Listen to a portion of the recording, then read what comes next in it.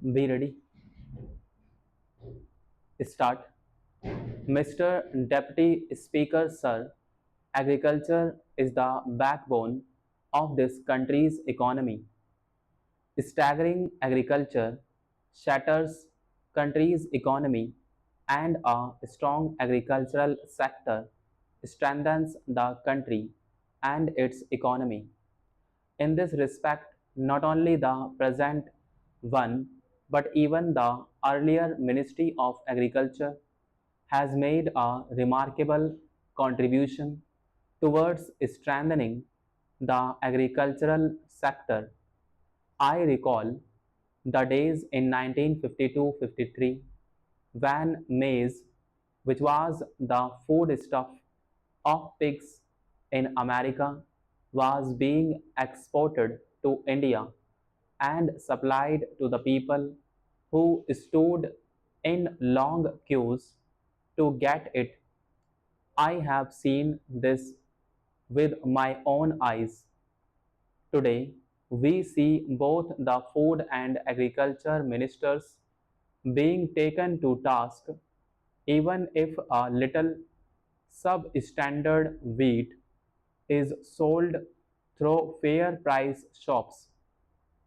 Along with the farmers, the officials of the agriculture ministry deserve appreciation for the progress made in the field of agriculture. I also congratulate them for the good Rabi crop. As regards the provision of facilities made for the development of agriculture, it leaves no scope for criticism. All these things are ample proof of support of the opposition. By not moving a cut motion, the opposition has also expressed their agreement in this respect, but suggestions should definitely be given because, howsoever wisely we have planned our resources, it is never foolproof. Whatever arrangements you have made are most praiseworthy. Still, there is need to think in terms of future also. For instance, there has been a marked increase in the country's agricultural yield, so much so that today India is an exporter of food grains. But we must think of ways to increase our per acre yield. The question before us is whether we can increase our per acre yield in proportion to the increase in population. I would like to mention that the Honorable Agriculture Minister has performed the role of an able administrator and a chief minister. Today, the country's public looks to him with high hopes. May I know from the Honorable Minister if we are in a position to increase our per acre food grain production? Can we reach the level of Japan where agricultural production has gone as high as 90% to 95%? Can we plan a manifold increase in the production of wheat considering the rate at which our population is increasing? The present yield will be insufficient to feed the masses of this country. I would like to draw the attention of the Honorable Minister towards what is necessary for agriculture in this country. It has been a great misfortune of our country that there has been a drawback in the way land reforms have been enforced in this country. In our country, the size of land holdings has become very small. Every year we see changes in the agricultural implements. Without changing the size of our agricultural implements in relation to the diminishing size of land holdings, we will not be able to make full utilization of our agricultural implements. This aspect should be kept in mind, otherwise, modernization of agriculture will not be possible. I request the entire House to ask the government to formulate a long term plan which envisages viable land holdings where we can use sophisticated agricultural implements. It is true that we have invented new agricultural implements, but there are some drawbacks in their applicability. We have started manufacturing tractors, cultivators, feeders, etc. How can a farmer with only 1 or 2 acres of land put these to use? Moreover, the cost of agricultural inputs has gone so high that the farmer has to bear the burden of debt on that account, or he is completely deprived of these inputs.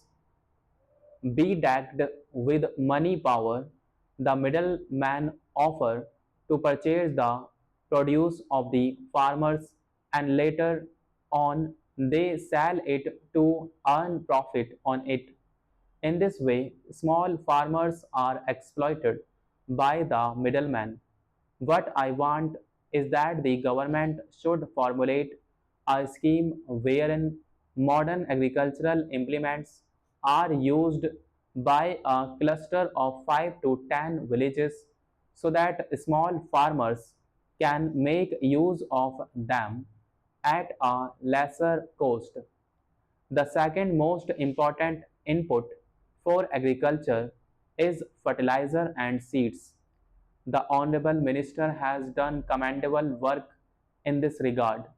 Crores of rupees are being given to the farmers in the form of subsidy on fertilizers, but I have got first hand experience at the village level that its full benefits do not reach the farmers. In villages, we are told that benefits are being enjoyed by middlemen instead of the farmers. This system should be changed and there should be a reduction in the prices of fertilizers in order to give the real benefit to the farmers. Our country also imports fertilizers. According to my information, there is scope to increase the production of fertilizer in the country. The technology of the 60s, which we have been adopting today, needs to be updated, and the money to be spent on the import of fertilizers should be spent on the modernization of production technology. Sir, I support the demands for grants presented by the Ministry of Agriculture, and I would like to submit one thing in this regard. Our country is considered to be an agricultural country where about 70% of the total population is dependent on it, and it is also the main occupation of the people in rural areas.